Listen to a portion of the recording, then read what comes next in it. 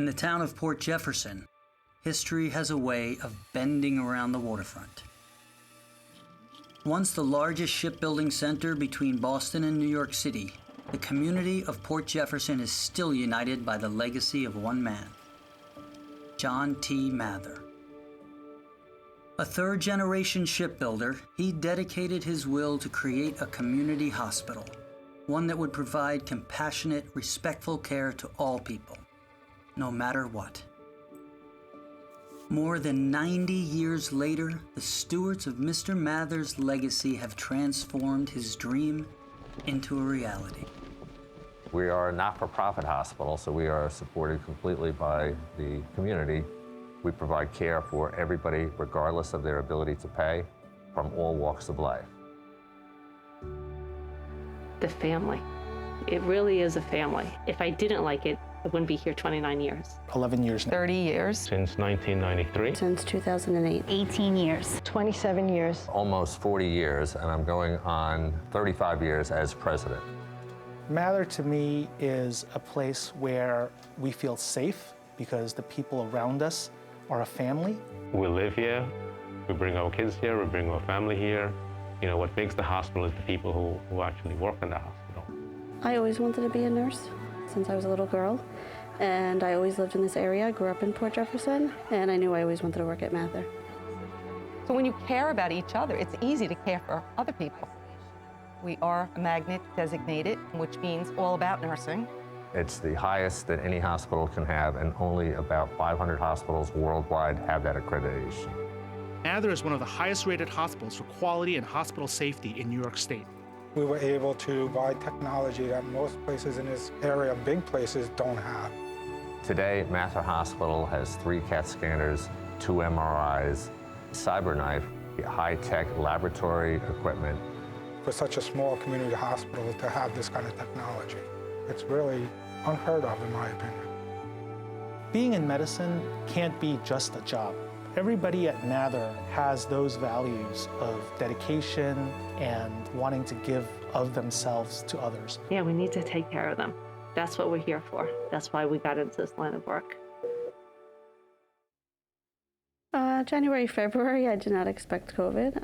The first week of March, this looked like it could be, something significant. It was around that time that we were like, okay, it's getting serious now.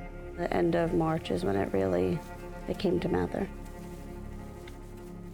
My original unit was a 30-bed orthopedic telemetry unit, and just a little over 6 weeks ago, we were transformed into the first COVID unit.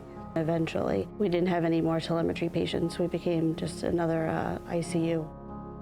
The volume was escalating hour by hour, minute by minute. And we are literally on the front line, so we were the ones who were intubating patients. You might very well be the last face that they're actually going to see. I was worried that she was going to die, or that I wouldn't even be able to say goodbye to her because, nobody was being allowed in the hospital. She was fortunate enough to be sent out here to Mather. And that's probably why I'm here today. The families, when they drop off their loved ones and not being able to come in here, and they don't know if they're going to see that person ever again, and they are scared, and they don't know what's going to happen next, but you just hope that you can ease that a little bit. I remember going to a room. I know I was laughing, talking. And after that, I don't remember. She was brought in and shortly after required intubation and be put on a life support machine and induced in a coma. I woke up and realized I was on a ventilator and my family wasn't there to be with me. Then that's when I was afraid. Even if they're intubated, we speak to the patient as if they are still awake, and whether they're hearing us or not, they're still somebody's loved one. And I remember hearing them saying, I think she's going, I think she's going. And I believe God gave me that choice. He said you can either go to sleep and be with me, or you can go back. And I chose to come back because I knew my journey here was not complete. After many attempts to get her off the mechanical ventilation, we were able to, and we were able to send her home.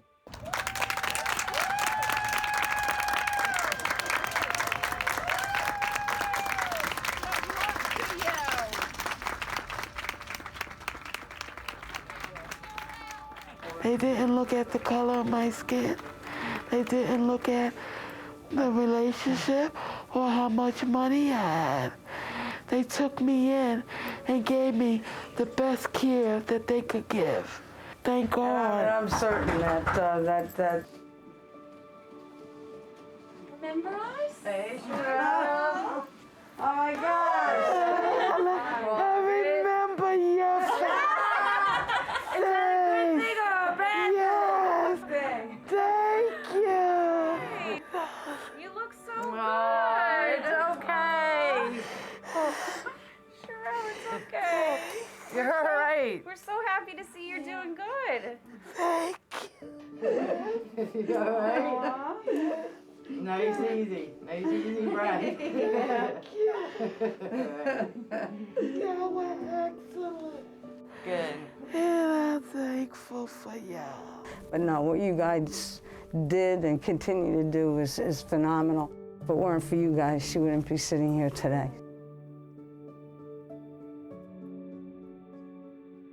Proud to live in the community where they gave us so much outpouring of love. That meant a lot.